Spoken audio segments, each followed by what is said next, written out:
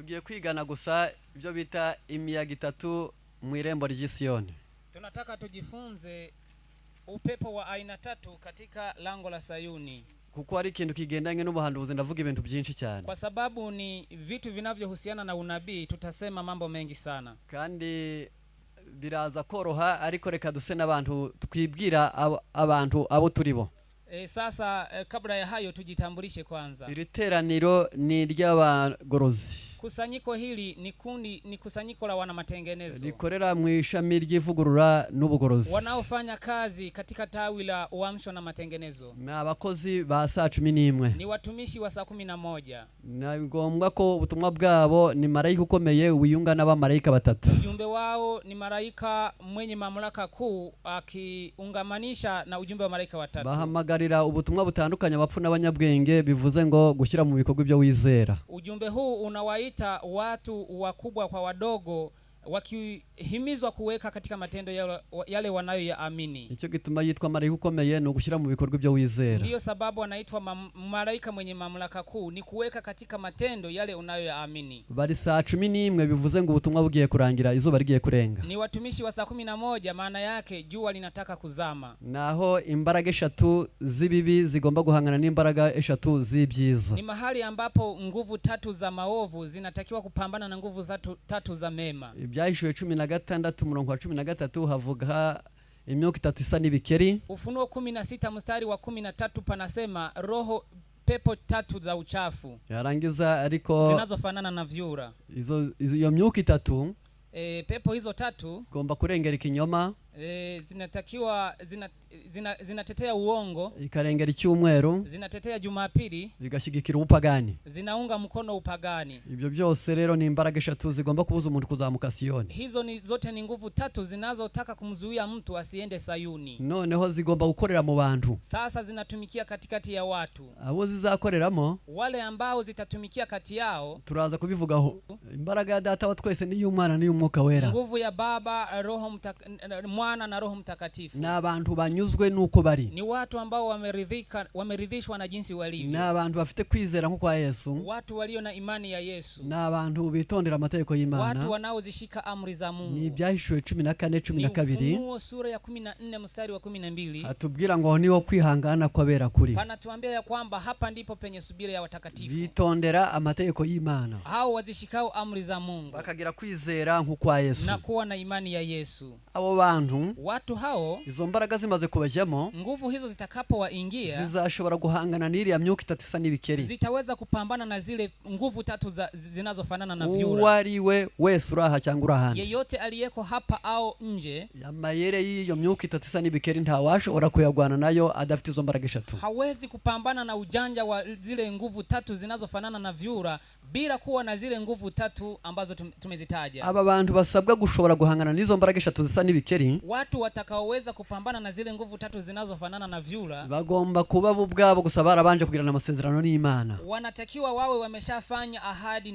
yao na Mungu. Ayo masezerano bafitanye n'Imana, ahadi yao na Mungu anyurira mu mubatizo. Inapitia katika ubatizo. Uwo mu mazina atatu. Ubatizo wenye majina matatu. Mu izina rya Data wa twese. Kwa jina la Baba. Mu izina rya Yesu. Kwa jina la Yesu. Mu izina ry'Umwuka wera. Kwa jina la Roho Mtakatifu. Aya mazina atatu, majina haya matatu, afite impamvu y'umubatizo. Yana sababu ya ubatizo. Uwo mubatizo ntabwo ari kupfa kwibiza mu mazi gusa. Ubatizo ule sio kuzamishwa kwenye maji tu. Nayo mazi afite ikigereranyo. Na yale maji ni mfano. No kwemera kuyajyamo bifite ikigereranyo. Kubali kuingia katika maji ni mfano. No kubatizwa muri buri zina bifite ikigereranyo. Kubatizwa katika kila jina vina maana yake. Bifite nicyo bikorera nyirabyo iyabizi. Vina kitu vinavyokufanyia wewe unapokumeelewa vizuri. Ukiva muri ayo mazi, unapoinuliwa kutoka kwenye yale maji, none usabwa gusezerana n'Imana kwishyira ku gitambo ngo umukozi wayo. Unatakiwa kufanya ahadi na Mungu ili uwe mtumishi wake. Binyuze mu mpano yaguhaye ngo uzayikoreshereze. Kupitia katika karama Mungu aliyokupa ili umtumikie. Akajagari kari mu isi none, machafuko yaliyopo duniani, na abantu bakorera Imana itabatumye. Watu wanaomtumikia Mungu bila kutumwa naye. Bakayikorera iki itabatumye. Wanamtumikia kwa kile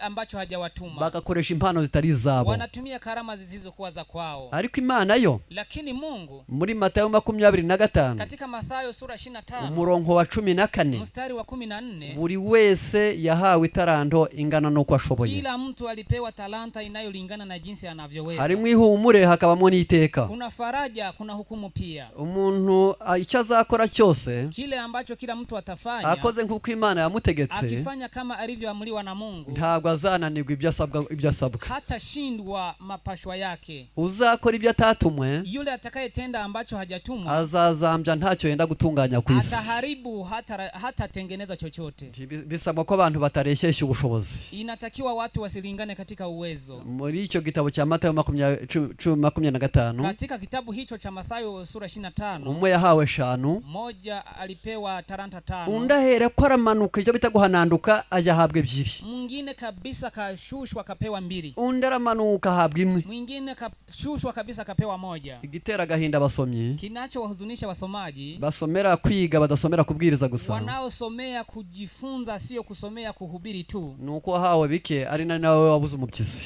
Ni kwa sababu yule aliyepewa kidogo ndiye aliyekosa kazi. Mbese ntibibabaje bagenzi b'Imana? Jamani, si jambo la kuhuzunisha? Murabona bitababaje? Si mnaona linahuzunisha? Guhabwa ikivi gito kandi akaba ari wowe uraza. Yule ambaye amepewa shamba dogo na ndiye shamba lake linaingia msitu. Birababaje cyane. Hiyo ni huzuni sana. Kubw'ibyo rero, Kwa hiyo sasa bisaba gutekerezwaho neza. inatakiwa ayafikiriwe vizuri. Muri Zaburi 50:15, Katika Zaburi sura ya 50 mstari wa 15, aratubwira ngo nyambaze ku munsi w'amakuba no kuw'ibyago nzagukiza. panasema uniite katika siku za shida nitakuokoa. Muriremereze nzagukiza. Hili neno mulipatie uzito, nitakuokoa. Nawe uzanshimisha. Nawe utanitukuza. Numara gukizwa, Utakapokwisha kuokoka, watabaje Imana, utakapomlilia Mungu, wayitabaje, utakapomuita Mungu, uri mu makuba, ukiwa katika shida, uri no mu byago, ukiwa katika hatari, ukabona utabawe, ukiona Mungu amekuokoa, uziture gushimisha Imana. basi umtolee shukrani. Nose gushimisha Imana no gukora iki? Sasa kumshukuru Mungu ni vipi? Si ukubyina, Sio kucheza. ibyo ni iby'Abanyarwanda n'Abarundi. Au ni mambo ya Wanyarwanda na Warundi. Si ugucheza, Sio kucheza. si iby'Abakongomani n'Abazungu n'abandi ya Banyafrika. Wakongomani na wazungu na Waafrika wengine. Ahubwo Imana yavuze icyayishimisha. Bali Mungu alisema kile kitakachomtukuza. Ni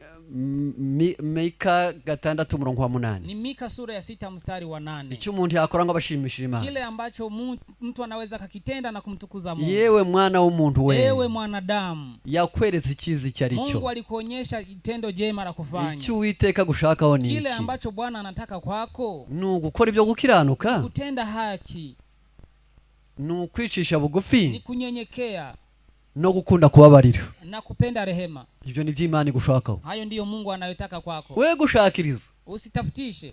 Hari abantu bajya bahura niyo ngorane. Kuna watu wanakutana na shida hiyo. Mba mu bantu bajya bahura nawe cyane. Ninaishi na watu ambao wanakutana na shida hiyo sana. Jampura n'abantu bashaka kunezeza. Huwa nakutana na watu wanaotaka kunifurahisha bankunze, wakinipenda, ariko ntibambaza ibyo nkunda, lakini wasiniulize kile ninachokipenda. bagakora ibyo bakunda, wanatenda kile wanachokipenda wao. byaje kugera imbere yanjye bakabona njyewe ntabikunze. Sasa vikifika mbele yangu wanaona vile vitu mimi sivipendi. Mbese ntibasigara bababaye? Je, si wanabaki na huzuni? Mwe kujya mubazima, mwe kujya muhimana ibyo mukunda. Sasa msimpatie Mungu kile mnachokipenda, ahubwo muje muyibaza ibyikunda, bali mumuulize anapenda nini. niho uyinejeje, ndipo utakuwa umemfurahisha. icyo yagambiriye kuzayikorera, kile alichokusudia umfanyie, yaragipanze mu itaranto. alishapanga katika talanta. None itaranto ni iki? Sasa talanta ni nini? Ni uburyo, ni namna, ni ubushobozi, ni uwezo, ni imikorere, ni utendaji Imana yakubitsemo, ambao Mungu alihifadhi ndani yako, isoko y'umunezero wa mugenzi wawe, iwe chemchemi ya furaha ya ndugu yako, izaba isoko y'umunezero wande, iwe chemchemi ya furaha ya ndugu yako. Icyo nicyo bita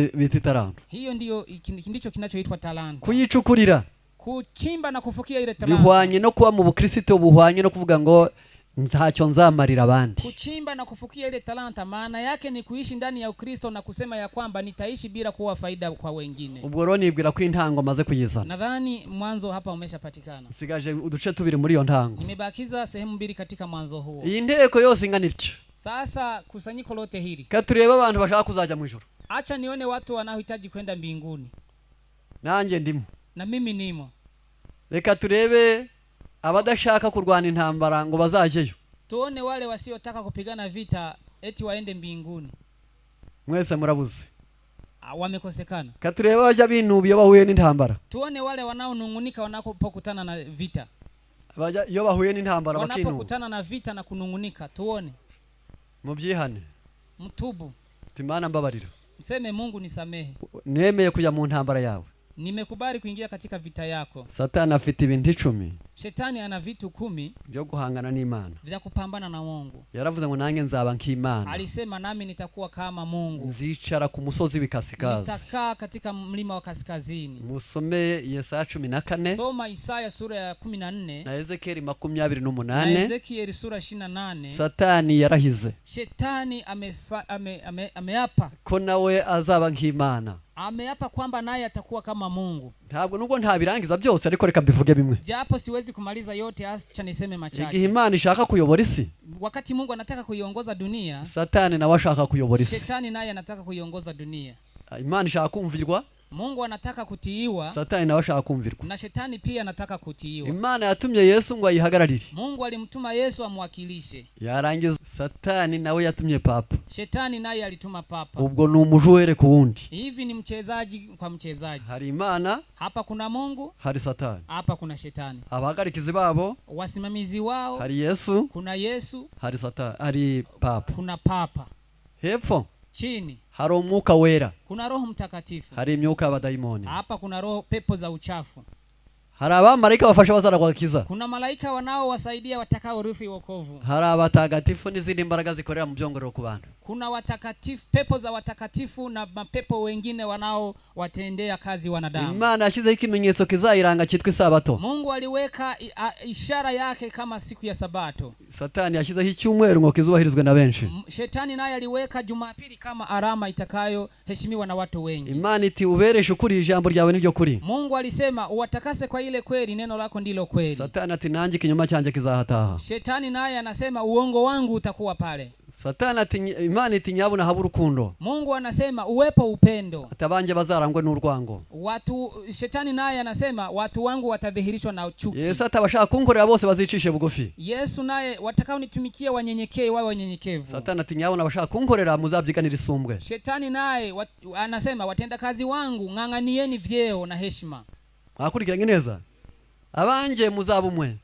Mungu anasema watu wangu iweni mmoja na umoja. Yarangiza Satani ati nyabuna abanje muzatera umwiryane. Shetani naye anasema wafasi wangu muwe na vurugu na mafarakano. Mbese murukumva atari umujore kundi. Si mnasikia ni mchezaji kwa mwingine? Ikibazo kibabaje hagati yanje nawe, shida iliyopo kati yangu na wewe, ni ukorera bombo musumwe, ni kuwatumikia wote hao kwa mkupuo kwa muda mmoja. Ukaruhuka Sabato uyiteguye, unapumzika Sabato huku umejiandaa, ukaja mu mirimo itararangira, na unaingia katika shughuli na wakati Sabato haijaisha. Urabakoreye bombi, utakume watumikia wote wawili. Ariko Imana ntabwo arishaka kwitegura, lakini Mungu hataki kujiandaa, nubwo arishaka kweza, na hataki kutakasa. ahubwo ishaka ko kuruhuka, ndishaka kwitegura no kuruhuka, ahubwo ishaka kuyeza. Mungu hataki kupumzika na kujiandaa Sabato, bali anataka wewe ujiandae Sabato. Niba mwakurikiranye rero, endapo mmefuata vizuri, mukaba mwabonye ko ari mu rubuga, na mukaona kwamba muko kwenye uwanja, bigaragara neza ko abantu b'Imana bagomba kumenya neza ngo turwana uruhe. Inatakiwa watu wa Mungu wafahamu kwamba tupigane vita gani. Kandi namaze kureba umuntu ari kureba mu maso, ariko wana mwese mushaka kurwana intambara nziza yo kwizera. Tena tukiwaangalia usoni inaonekana kwamba mnataka kupigana vita vizuri. Nta muntu wagorora atazi bigoramye. Hakuna mtu anayeweza kutengeneza bila kujua kitu hicho kilipinda wapi. Nta nuwagorora atazi yaba bivana niya bijana. Hakuna mtu anayeweza kutengeneza bila kujua anavitoa wapi anavipeleka wapi.